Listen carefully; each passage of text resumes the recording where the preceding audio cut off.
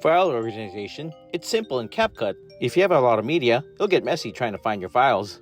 For CapCut, since there's no folders within the mobile app, you'll have to organize your media in your phone's Photos or Galleries app. I'm using an iPhone, so I'm going to organize these into photos using albums. So let's leave CapCut and go to my photos. And just a note, this only works with actual videos. If you're trying to import photos, that doesn't work. So I'm gonna just do one based off, let's say, driving with my 2 clips I see here, and hotel footage, and let's just say this outdoor footage. So I'll do that right now. So go create an album.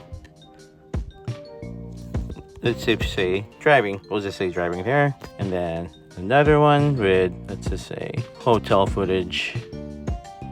Create an album, hotel. And then final one, let's just type this night.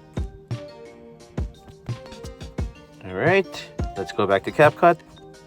And let's import our footage that way. So, should be here. Let's find it.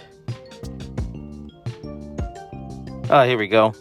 Alright, took a minute to process, but let's do that. And here we have our footage organized here, so it'll be easy to copy over and not have to rummage through stuff. So add, and here's all our hotel footage. And then let's do the same thing. And was it night and driving, right? Night.